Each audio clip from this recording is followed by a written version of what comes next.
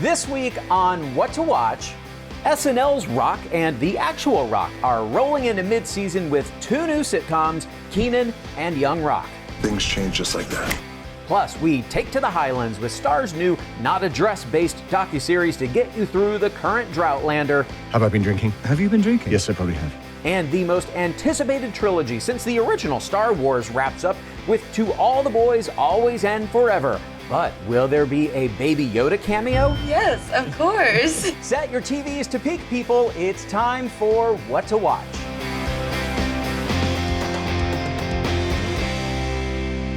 Hello and welcome to Entertainment Weekly's What to Watch, the show where EW staff help you solve your viewing dilemmas. I'm your host, Gerrad Hall, and joining me to talk TV and movies are three of the weekend's masked backup dancers. Prove me wrong, people. Correspondent Ruth Kinane, senior writer Samantha Highfill, and associate editor Derek Lawrence. Hello to all of you. Great to see you. Hi. Should we do our dance moves? Yeah, exactly. let's see them. All right, well, let's jump right into all you Lara Jean and Peter stands out there. The final chapter in the To All the Boys saga wraps up this weekend with Always and Forever. Now, Sam, if you had to write a letter summing up your thoughts, what would you say to all the fans?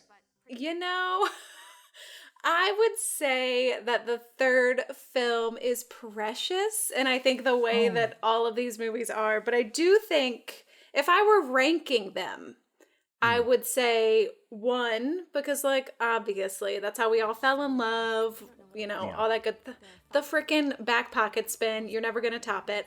But I do think 3 is better. I enjoyed 3 more than 2. I think 2 got a little bit caught up in a love triangle and whatnot. And 3, it's just Lara Jean and Peter Kavinsky getting to be together and figure out their future, which is obviously a big question. But it's just so sweet. The whole series is just so freaking sweet. I can't stand it. When you call it precious, it reminds me of when I'm watching HGTV and they call a really small house cozy and cute and comfortable. No, I mean it as a good thing. No, of course. No, I know what you mean. Okay, so let's get back to the movie here. Is this really the end? We know the books are over, but is there a chance that this can live on in any way?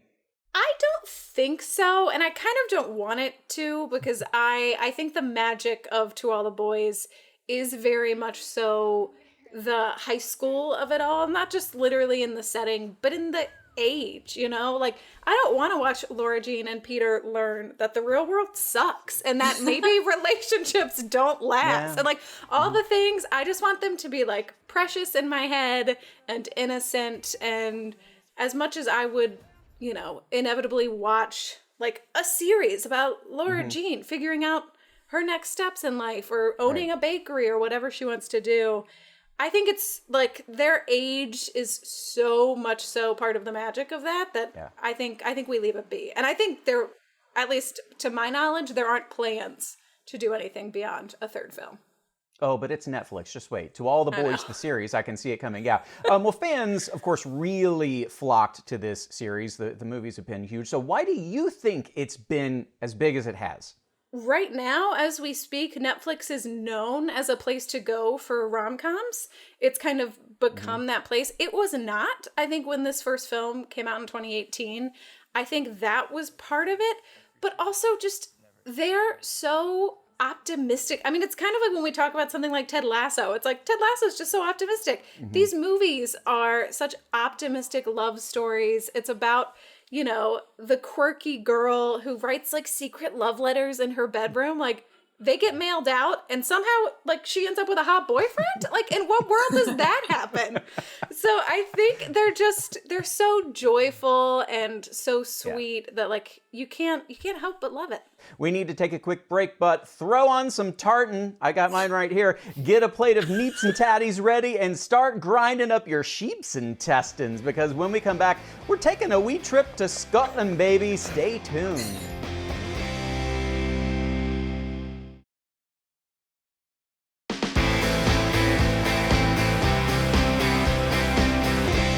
Welcome back to What to Watch, lads and lassies. Fans of travel shows, buddy road trips, and Outlander will likely all be tuning in to Star's Men in Kilts, a road trip with Sam and Graham this weekend. The series takes viewers all around Bonnie, Scotland, and our tour guides are none other than Outlander Sam Heughan and Graham McTavish. So, Ruth, is Men in Kilts the TV escape that viewers need right now? What can we expect on this big journey? I think it definitely is. I mean, even just for the point that no one can travel at the moment, and this takes you to a new country that I'm sure most people haven't traveled to before, and you get to really delve into so many different aspects of the culture. There's food, there's music, there's dance, there's sport, there's superstition in one really kind of weird episode that I learned a lot of things I didn't need to know about my homeland.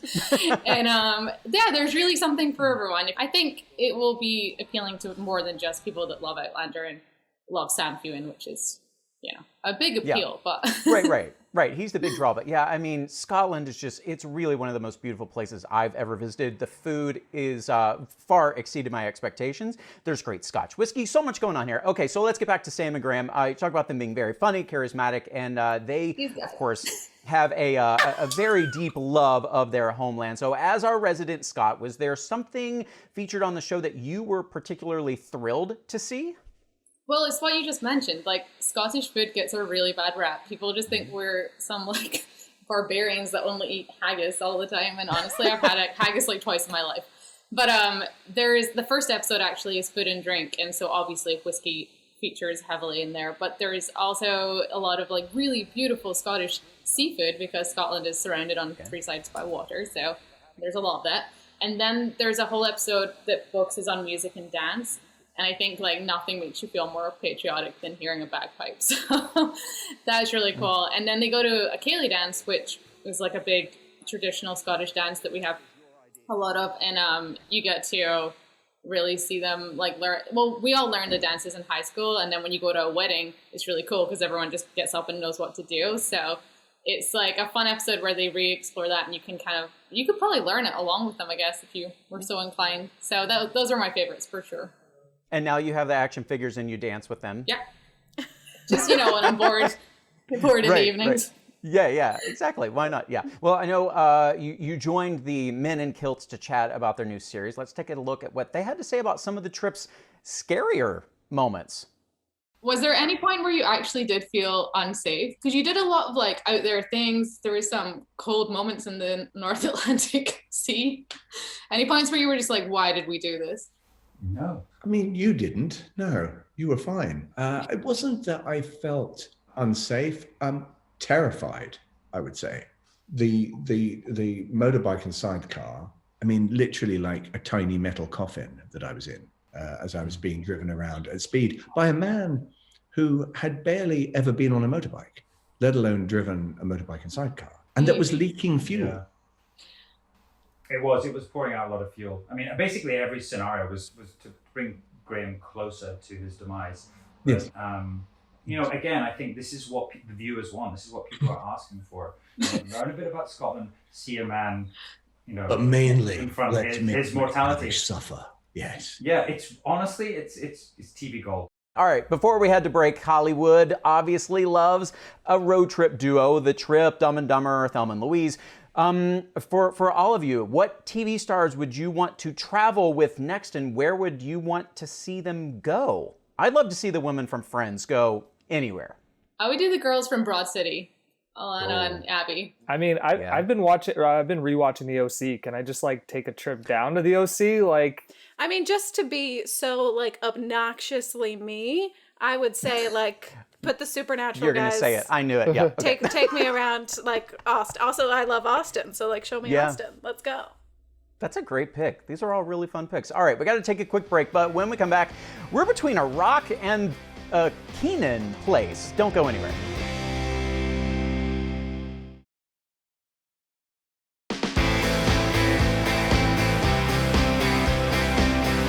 Welcome back.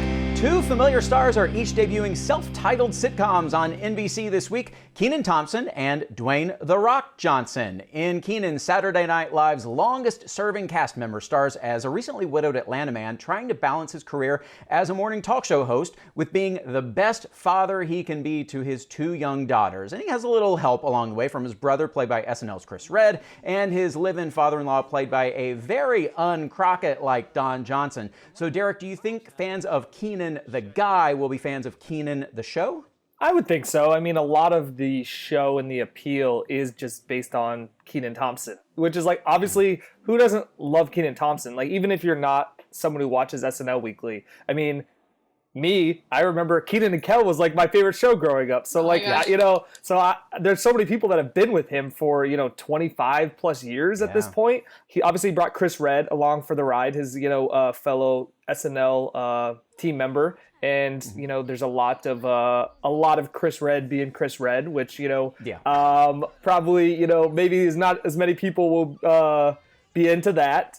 But, I mean, if you like a traditional sitcom, because this feels really 90s, too. Like, yes. In just when you watch it, it feels 90. But then also, this was the thing right back in the 90s. It's like, the Drew Carey show, the, Seinfeld. You would take, like, a comedic person, you would have them playing kind of a version of themselves, with some slight changes, and then you would slap their name in the title. I don't know how much I wanted to say this to people, but I'm going to say it. It's even a little Full House, and it's conceit because you've got the father whose wife has died, and you've got live-in family members helping raise them, but I feel like it kind of like the comparison stops there. It's not Full House really in any other way. Oh, and by the way, he's a morning talk show host. So there is that too. So maybe in more ways than I realized. I mean, me and you went down the Slack rabbit hole on this whole Full House comparison, because then I was like, well, Don Johnson was on Nash Bridges, which was set in San Francisco, which is also where Full House was set. So I mean, we could really go down a road there. Like your dream guest casting, if they get anyone else from SNL, who would you want to see on the show? Oh, wow. That's a great one.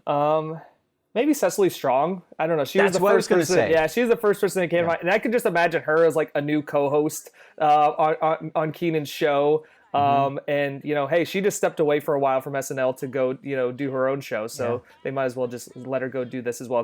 Throw her on the private plane that brings Kenan and Chris Redd every week to LA to film.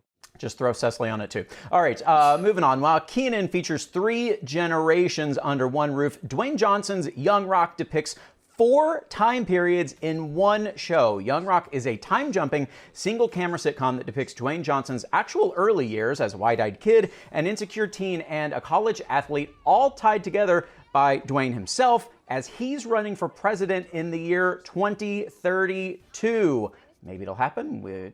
Time will tell there. But Derek, do you think audiences will find a family comedy this intricate as refreshing, or might they find themselves like overwhelmed and being trapped beneath a pile of rocks?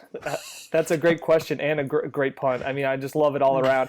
But I think maybe a bit of both, because I did think it was kind of a nice departure from the usual, sitcom structure. Like you said, they're doing, 4 different timelines essentially in 22 minutes. So that's why it can be jarring at the same time. I felt like in the first episode that we've seen, I thought it mostly works. I wonder, I mean, this is their job, behind the scenes, not ours, but I do wonder how they're going to make that work every episode. I think it's a charming group. Obviously, I have to imagine they went on a crazy wide search to find, 3 kids at different ages to play The Rock, because you can't just, have a regular casting call for that. Like, and the kids were all pretty charming, I think. I do like that they also, we broke the news on EW.com. Go read and look at the first look photos. But they have Randall Park and Rosario Dawson, too, as part of this future presidential run storyline.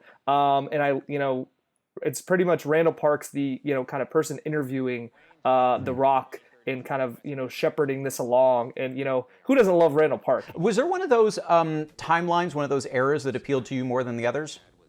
Oh, that's a good question. I think, just based on the first episode, I felt like the middle one, where he's 15. So it's essentially, I believe it's 10, 15. I thought they said 20, but also 18, because he's like a college freshman showing up at University of Miami, and joining the football team. I think, so the 15 one is cool because, like, he just moved to this new town. I believe it's in Tennessee, and he's kind of like, obviously he looks, much older. I think that his joke has always been that like people thought he was undercover cop when he showed up because he looks, so much older than a 15-year-old would. I do like the potential of the kind of 18 to 20-year-old thing because he played at University of Miami, and at the time he played at University of Miami, it's like not only were they one of the greatest like college football teams of ever, like the environment and the team was insane. Like there's been ESPN 30 for 30s done about like the teams that he was on. So like I know it's a family show, so we probably won't get too wild.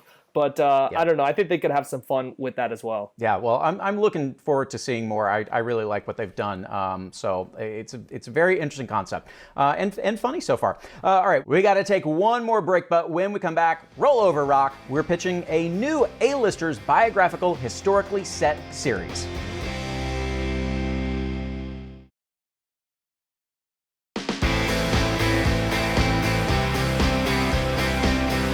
Welcome back to What to Watch. So a few weeks back, my EW guest and I put our heads together to brainstorm a brand new David E. Kelley series that sadly still hasn't been greenlit. Justice for To Pie For Don't Get Burned. See guys, it's a great title. What are they waiting for? So it's back to the drawing board. This week to celebrate Young Rock, I thought it'd be fun to come up with another celebrity origin series, which got me thinking, who else's young, adolescent, or even early 20s are we dying to see portrayed on the screen? So let's see what all these beautiful minds can come up with, which reminds me, Russell Crowe is off limits. So without further ado, let's get to it. This is Pitch Sesh.